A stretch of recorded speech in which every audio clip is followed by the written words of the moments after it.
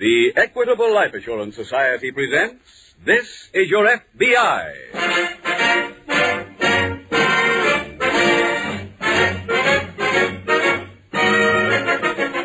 This is Your F.B.I., the official broadcast from the files of the Federal Bureau of Investigation. Presented as a public service by the Equitable Life Assurance Society of the United States and the Equitable Society's representative in your community.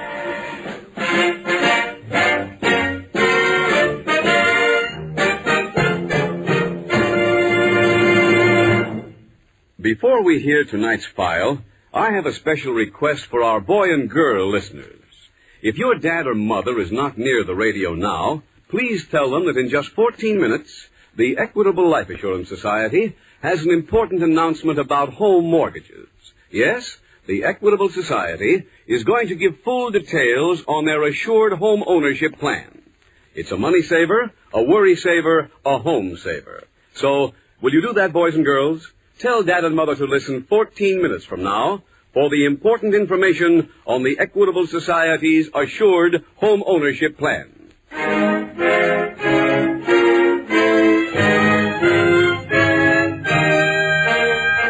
Tonight's FBI file, The Big Guy.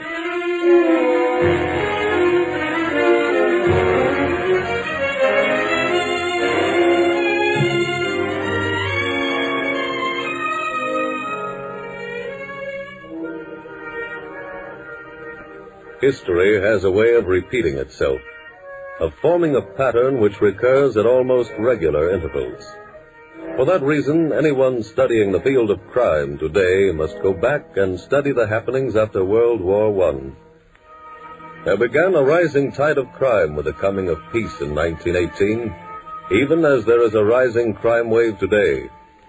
Criminals banded together and formed what used to be called gangs.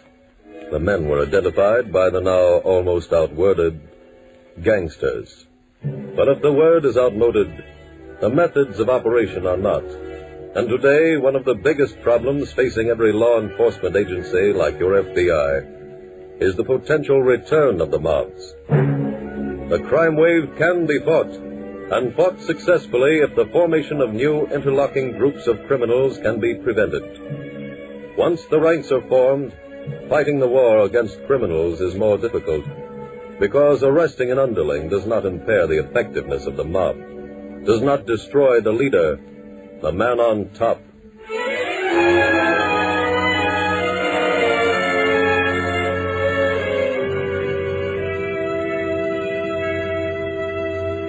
Tonight's file opens in a small apartment in the midtown section of a large eastern city. A short, stubby man is removing his shirt as he talks to a newly arrived visitor. Sorry you had to wait for me, Charlie. I had to go down to the drugstore to get this stuff. What is it? It's a mosquito bite. I'm covered with them. Yeah, I can see them. You want to rub some of the stuff on my back, Charlie? Sure. Oh, I hope it works. This itch is driving me crazy. How's that feel? Oh, great. Get some on my neck, will you? Okay. How'd the trip go? Well, can't you see the condition I'm in? What a trip. Brother, that's the last time I leave this town. Yeah, here. Little right here? Yeah, right there. The first thing is the train. It's old, it's hot, and it's dirty. Then to make it worse, I draw an old guy sitting next to me who beefs with the conductor when I light a cigar. Can't smoke all the way up. Oh, fine. Then I get up there, walk 3 miles to the river. I find a spot behind some weed in a little clearing. Mm-hmm. For 3.5 hours I wait, just sitting there. I was chewed by mosquitoes, bees, and every other bug in the book. Yeah. I guess that does it. Oh. Thanks. Lou show up? Yeah, finally. What happened? Came down the river in a canoe. And he was maybe 15 feet away. I let go with both barrels. He's dead? Natch. I'll tell George. He'll be glad Mr. Lou Dillon is out of the way. Look, when you see George, tell him any time he wants somebody else knocked off, he should please make it indoors.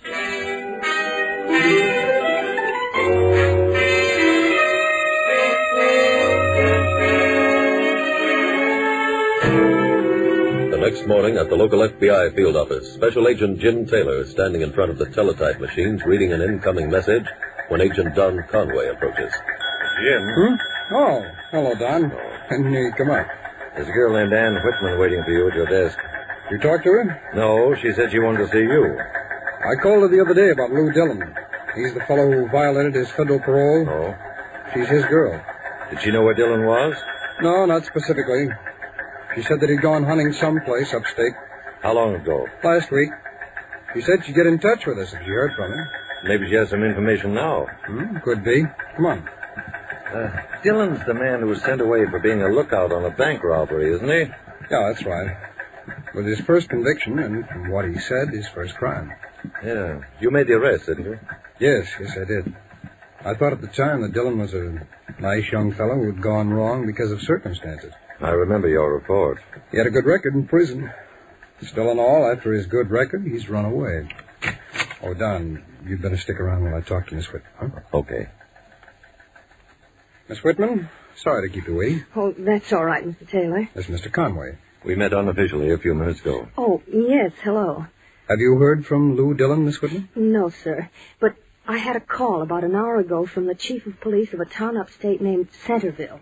What did he want? Well, he said that one of his men found a canoe in an upstate park. There was a hole in the bottom of it that looked like a shotgun hole. They identified the canoe as one that Lou had been using on his hunting trip. And was there any trace of Dillon? No, sir. They're afraid something's happened. Something serious. Well, how did the police happen to call you? Well, they said Lou was staying at a lodge, and when he was reported missing, they went there and looked through his papers. They found my name on a letter. I thought you told me you didn't know where Dillon went. Well, this wasn't a letter I wrote to him, Mr. Taylor. This was one he was going to send to me. Oh, I see. I'm sorry. Do you think that something serious has happened to him, Mr. Taylor? Well, Miss Whitman, that's difficult to judge. Tell me, do you know of any enemies he had? Anyone who might want to harm him? Well, no. It might be one of the men he was in prison with, Jim. That's possible, then.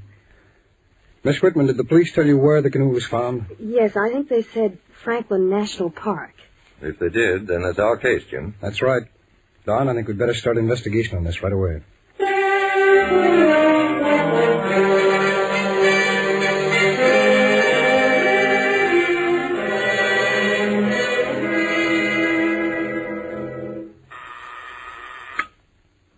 Yes? Mr. Blair to see you. Send him right in. Yes, sir. Oh, and Miss Williams, hold all calls for the next 10 minutes. I don't want to be disturbed. Yes, sir. Hi, Mr. Medford.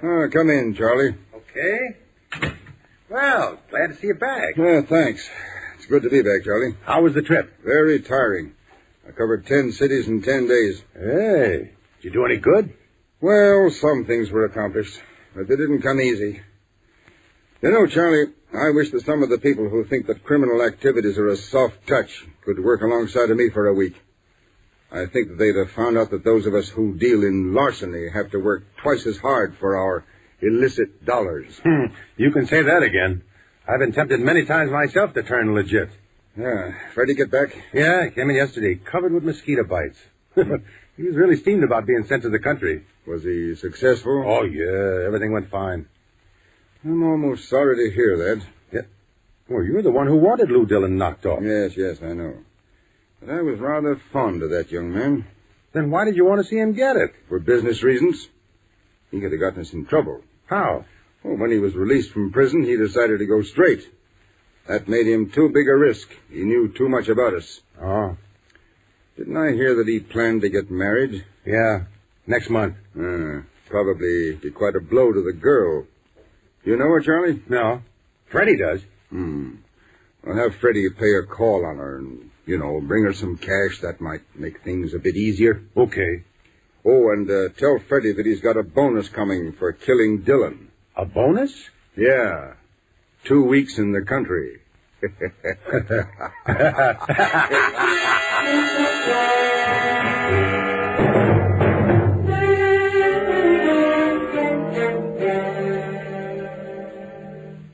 Oh, brother, that's a slow train from Centerville. I know. Did you see the chief of police? Yes, by the time I got there, he'd already had part of the river dragged. Find anything? Well, no trace of Dillon's body, if that's what you mean. How about anything else? Well, they found Dillon's rifle, and it hadn't been fired. Well, that removes any question of suicide. We knew before we found the rifle that it wasn't suicide, Don. How? Well, the canoe was found downstream. So? An examination of it showed that the blast which ripped a hole through it had been fired from the outside. It still could have been an accident. Oh, this wasn't any accident, Don. Well, how do you know? Well, we've got evidence. Along the bank of the river, at approximately the same place Dillon's gun was picked up, there were indications that someone may have been lying in wait for him. There was a small area of beaten-down grass where someone had been sitting, and sitting quite a long time, too. There were 17 cigarette butts strewn around. We also found footprints leading to the spot and away from it. I hope they were good enough for impressions. Yes, they were. The lab ought to be able to give us some help on this one. Well, I sent in the cigarette butts and the footprint data on the way up here. Any idea when we'll get a report? Well, we went right to work on it. Jim, does Lou Dillon's girl know about these latest developments? Yes, I notified her. You know, this case started out to be a simple federal parole violation, Tom. Yeah. And the way it looks now, it's murder.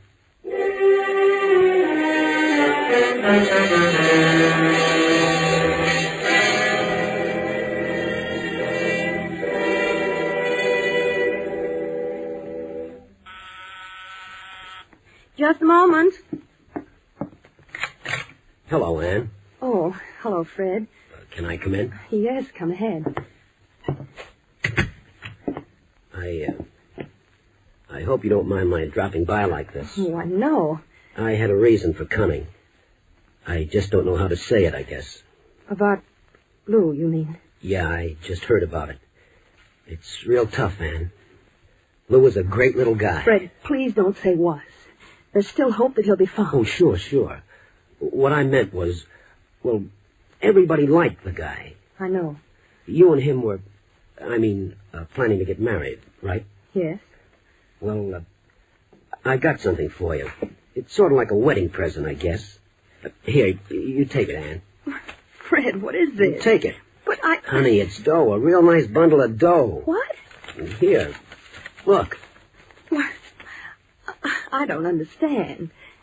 Fred, why should you give I ain't giving it to you. It's from a guy me and Lou both have worked for. Who is he? Well, he don't want his name brought in. Just compliments of a friend. Fred, I can't take this. Huh? I sound ungrateful, I know, and I'm sure the man means well, but I can't possibly accept it. Honey, that's $500. Just take it back, Fred, and tell the man thanks. Well, okay. And thanks to you, too, for stopping by. Don't mention it. I'll be seeing you, honey. Get back inside. You heard me. No.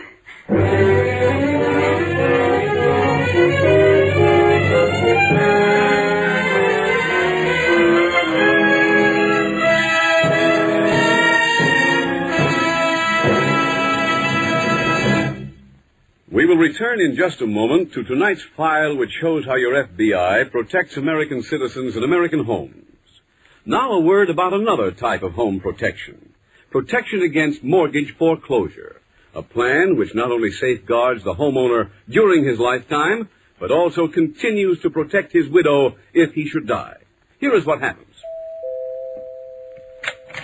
It's the Equitable Society representative holding an envelope in his hand. He says, Good morning, Mrs. Rogers. I thought I'd bring these over personally. Here's the canceled mortgage on your home, all paid up. And here's a check from the Equitable Society. It covers all the payments your husband made to reduce the principal of the mortgage during his lifetime. Sounds almost too good to be true, doesn't it? But this is exactly what happens in the Equitable Society's Assured Home Ownership Plan, which combines a low-cost first mortgage with special life insurance protection. Under this plan, the widow doesn't inherit a mortgage. She inherits a home that's hers free and clear. What's more, every dollar previously paid under the plan to reduce the mortgage is returned to her. If the plan has been in operation for a number of years, this payment will amount to a very considerable sum of money. In addition, this Equitable plan protects the home against another great hazard, hard times. The Equitable Society's Assured Home Ownership Plan accomplishes this through a special cash fund which is built up during the owner's lifetime.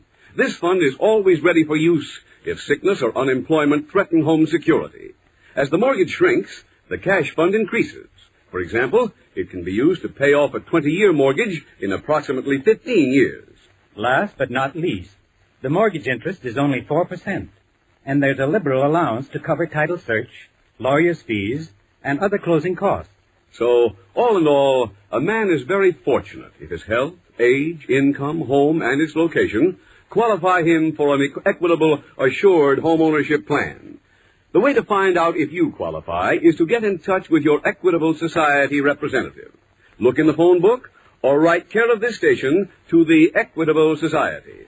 That's EQUITABLE. The Equitable Life Assurance Society of the United States.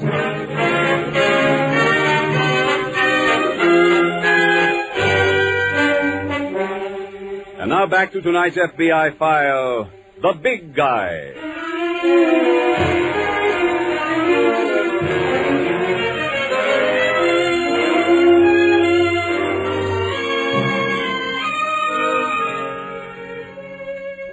One of the many shocking things about the tremendous segment of our population confined in the prisons of the nation is that more than 50% of those persons are in prison for at least the second time. Some of them have been returned more than a dozen times. Somewhere there is an answer to why there is more than an even chance that anyone who is sentenced to prison for the first time will ultimately be returned to prison after his release. Possibly part of the answer lies in the fact that the public will not accept an ex-convict into its midst. There are many firms which will not hire a man who has done time. There are some communities which will not allow him to live within their confines. Not every ex-convict wants to lead a perfectly law-abiding life after his release from prison. Some of them are bitter at their treatment by society and want only to inflict revenge. But there are some who honestly want to lead a normal, useful life and to forget the past. It is our duty, the duty of every one of us, to make those men welcome in our ranks and to give them a chance to prove themselves useful members of society.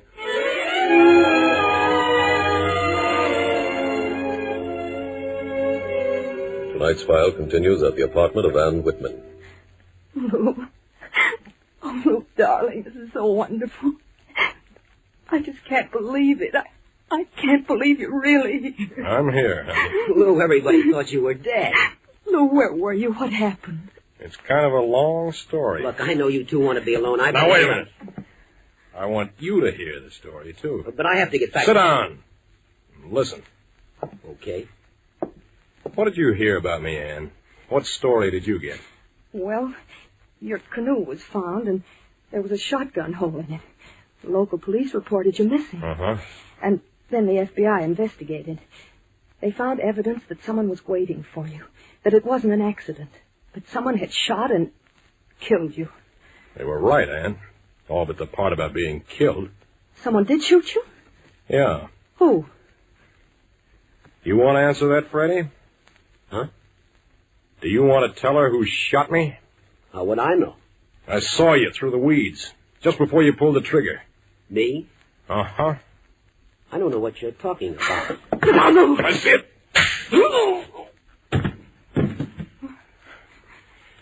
Did you pick up his gun, honey? Yes, sure. You got anything we can use to tie him up? Well, I don't have any rope. Can I use that extension cord? Oh, sure. I want to be sure we keep him here after he comes to. Lou, did Freddie really try to kill you? Yeah. But why? You were friends. He was just taking orders. From who? The big guy. Who's he? The guy I used to work for. But why should he I'm want to... playing it straight, honey. I guess the big guy didn't like that. So he tried to take care of me. How awful. He almost did it, too. What did happen, Lou? Well, I saw Fred just as he was going to shoot, and I ducked away a little. Only got hit in the shoulder. Oh. The canoe went over, and I went underwater and came up some distance downstream. I guess Fred figured he'd really finished me. Well, why didn't you go back to your lodge? I knew they'd come after me again.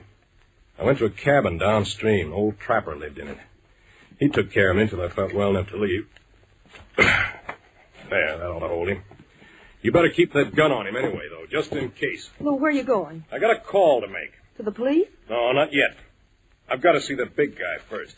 When I see the police, I want him to be with me.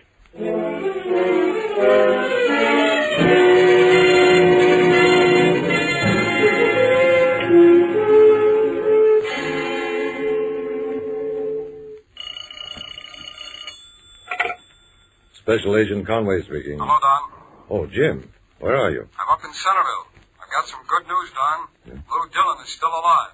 What? How do you know? I just interviewed an old trapper who has a cabin about 5 miles downstream from where the accident occurred. He said that Dillon stayed with him after he'd been shot. Well, why didn't he notify the police? Well, Dillon asked him not to. He claimed it was just a hunting accident. Where's Dillon now? He left there earlier today. Any idea where he's headed? The trapper believes he said something about going to see his girl. Oh, this was early today. That's right. Well, if that's his destination, he should be at her place by now. Just about.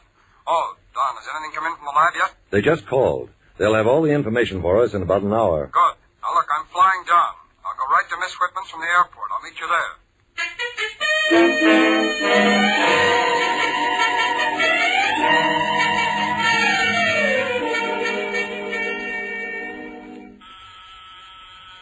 Just a minute. Oh, hello, Mr. Taylor. Come in. Thanks. Mr. Conway just got here. He's with Fred Hall. Fred Hall? Hello, Jim. Oh, hi, Don. This is Fred Hall, Jim. And according to Miss Whitman, Hall is the one who shot Dillon. Lou got here just in time to catch him and tie him up. I see. And where is Dillon? Miss Whitman said he went to see someone called the Big Guy. Hmm? He believes he's the person who ordered Hall to shoot him. Who is the Big Guy, Hall? I don't know what she's talking about. You don't know anybody called the Big Guy? Never heard of him. Lou said he wanted to get him and bring him into the police. Well, that was foolish. Don, let's take Hall down to the office. We'll question him there.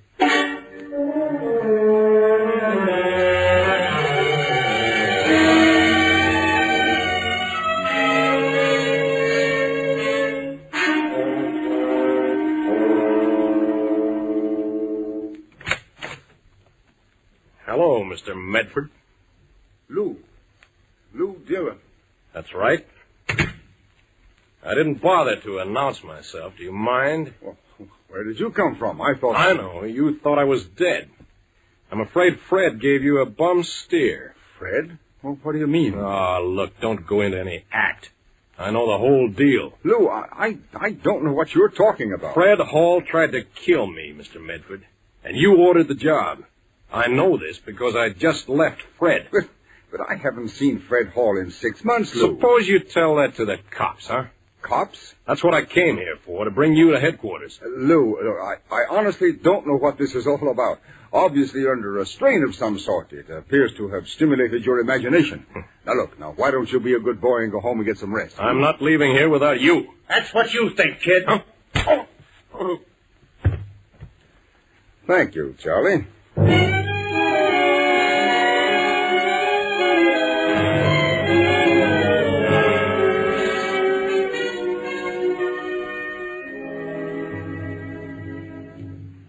Hall, the last time you were arrested, you were picked up with a man named Charlie Blair. Is Blair the Big Guy? I don't know anybody by that name. Don, I think we've got some ammunition now to use on Mr. Hall. Did you get something in the lab? Yes. Hall, listen to this report. It should interest you. Item 1. There were 17 cigarette butts found in one spot on the bank of the river where Dillon was shot. What's that got to do with me? Well, the laboratory says that the person who smoked those cigarettes has type AB blood. They determined this by analyzing the saliva. The blood test you took a little while ago showed your type matches this. What does that prove? AB is a reasonably rare type of blood. Still don't prove I shot Dillon, does it? No, it doesn't. Item 2. The lab states that footprints found at this ambush were made by a man approximately 5 feet 8 inches tall, weighing about 170 pounds. You get that kind of stuff from a footprint? That's right. Once the laboratory knows how long a stride that person takes and how deep his footprint went. That still don't prove I did it. Granted. Item 3.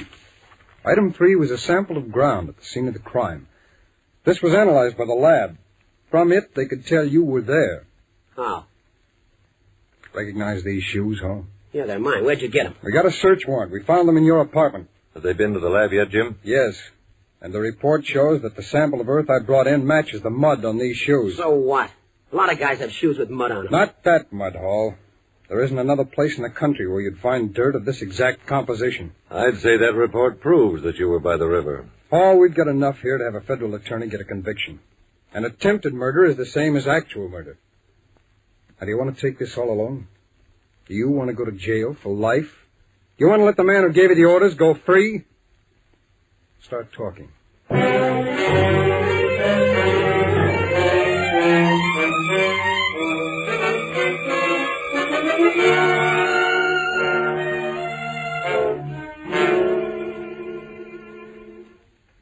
He's out, Mr. Medford. Real cold. Good. What are we going to do with him? That's pretty obvious, isn't it? Yeah. And this time you'd better take care of him yourself. Okay. But not in here. It's too messy. How about the garage? Well, I'd just as soon he didn't turn up for a while, Charlie. Suppose I drop him in the river. Fine. Shall I move him now? Yes, take him away. I've got some work to finish. Okay. Use your freight elevator, huh? Yes. It's kind of heavy. Would you open the door? Sure. Put him down, Blair. What? Go ahead, Jim. I've got them both covered. Who are you? We're special agents of the F.B.I, Medford. We came here for you and Blair. Dillon's unconscious, Jim, but still breathing. That's good, but it still doesn't change the charge. You two are still being arrested for attempted murder.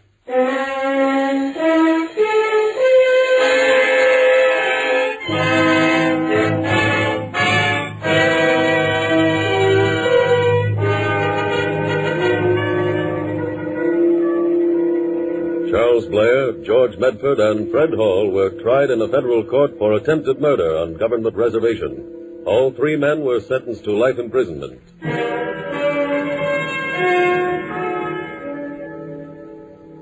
And thus a vicious machine of crime and corruption was broken up by your FBI. It is true that two special agents made the actual arrests in tonight's case.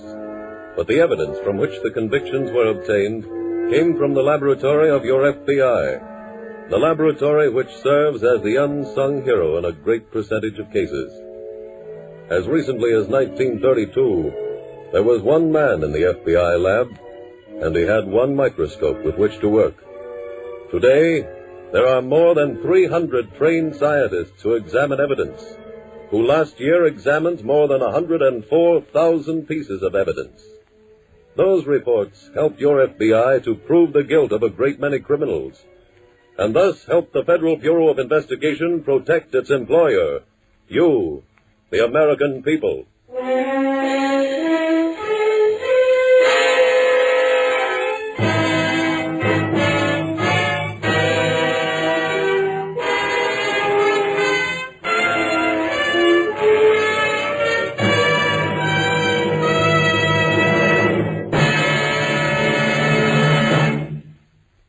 In just a moment, we will tell you about next week's exciting case from the files of your FBI.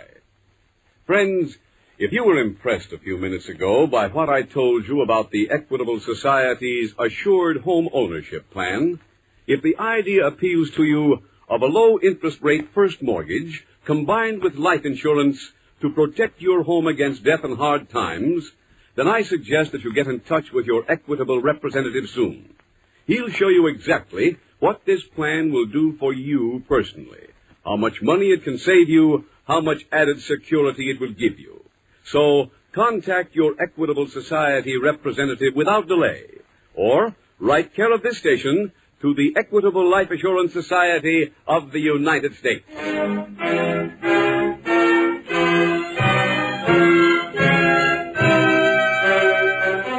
Next week, we will dramatize another exciting case from the files of the Federal Bureau of Investigation.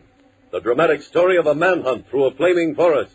Its subject, a prison break. Its title, The Curious Prospectors. The incidents used in tonight's Equitable Life Assurance Society's broadcast are adapted from the files of the Federal Bureau of Investigation. However, all names used are fictitious, and any similarity thereof to the names of persons living or dead is accidental. Tonight, the music was composed and conducted by Frederick Steiner. The author was Jerry Lewis. Your narrator was William Woodson, and Special Agent Taylor was played by Stacy Harris. This Is Your FBI is a Jerry Devine production.